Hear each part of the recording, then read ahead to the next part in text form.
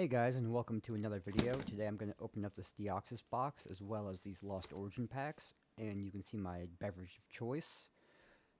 Today I'm going to be reading some poetry and stories, so let's see how that goes. Read is called Last Night I Had a Dream by Muhammad Ali. Last night I had a dream. When I got to Africa, I had one hell of a rumble. I had to beat Tarzan's behind first, for claiming to be the king of the jungle. For this fight, I've wrestled with alligators, I've tussled with a whale. I done handcuffed lightning and thrown thunder in jail. You know I'm bad. Just last week I murdered a rock, injured a stone, and hospitalized a brick. I'm so mean I make medicine sick. I'm so fast, man. I could run through a hurricane and don't get wet. When George Foreman meets me, he'll pay his debt. I can down a drink of water and kill a dead tree. Wait till you see Muhammad Ali.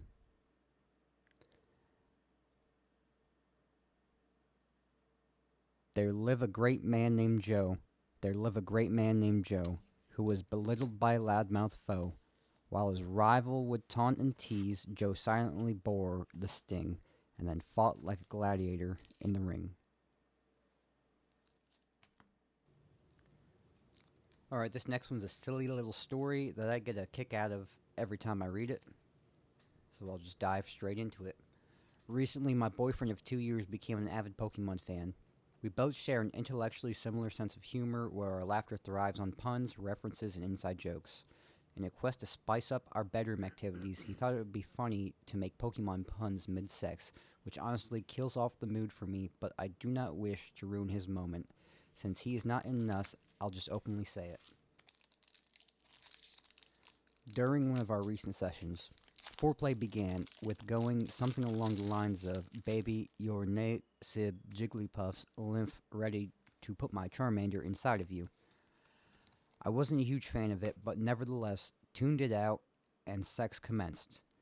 Here's some context. Both me and my boyfriend bring out the best in each other's sexual prowess. We've been trying out Kama Sutra positions to make things a little more interesting, with my favorite positions including splitting the bamboo, the milk and water embrace, etc., to name a few.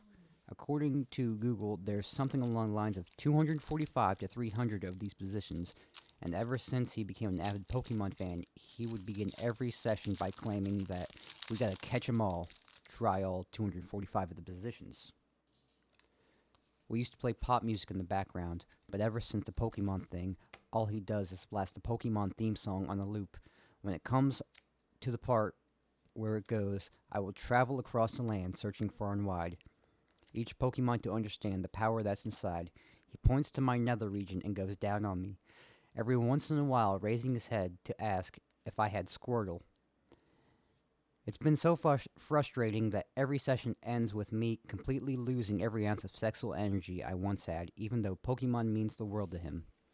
I even suggested a compromise that perhaps we could go with a less odd animation cartoon to roleplay when under the sheets, particularly Peppa Pig, because we could, at worst, oink in bed. And that isn't anywhere half as horrible as Pokemon puns. Still, he did his research, watched an episode of Peppa Pig during our session, pointed to his little brother before adopting the British Peppa Pig voice and going, "I'm a wiggly worm, I'm a wiggly worm, how do you do, I love you, I'm a wiggly worm," as a reference to one of the episodes. I just about lost it. I know communication is key in everything, so I voiced my concerns to him, but he took one last jab at me and used our Kama Sutra positions as an inside reference to break up with me, telling me that if you don't wish to split the bamboo while accepting my Pokemon jokes, then we are splitting up. I have no idea how to patch things up with him, for I do love him dearly, but our sex life has been nowhere near fulfilling for the longest time. Tell me, should I change my sheets to a Pokemon-themed one and dress myself as Peppa Pig for Halloween in an attempt to salvage my relationship? Should we have sex again, I'll probably stuff in some earbuds and try to focus on his Charmander going in and out of me, I suppose. Joe took Barack by his shoulders and threw him onto the sack of coffee beans. You always like to play rough, the president remarked, a half smile reaching upon his mocha face. Joe always loved that smile. Ready to play Democrat? Joe returned Barack's smile. Barack's face became playful, his chocolate orbs smoldering. I'm always ready to play with you. Joe couldn't contain himself any longer and threw himself down on top of the president. Joe trailed sloppy kisses down Barack's neck, nibbling his nape. Oh, Joe, the president moaned in delight, his donkey schlong rising to graze Joe's leg. Barack chuckled, remembering the game his family and him used to play about the hairy ape, although the only bongos Barack would be playing on was Joe's marble-esque ass cheeks. Oh, someone's getting excited, Joe snickered, reaching his hands down to grasp Barack's throbbing disco stick. Barack moaned loudly. Oh, shh, my little Democrat. We don't want any unexpected visitors now, do we? Barack put his hand over his mouth, obediently, looking up at Joe with his puppy dog eyes. Joe continued to pleasure Barack. He himself was becoming aroused. He fought off the desire to stuff his throbbing member into Barack's tiny eating hole. Almost as if he was reading Joe's mind, Barack took Joe's hand off his schlong and crawled down to Joe's member. Let me please you, Joey. Joe turned his will over to fate and let Barack suck him off. Barack made little noises as he took Joe's throbbing head into his mouth. Joe moaned, his dick throbbed. Soon he would explode. Barack!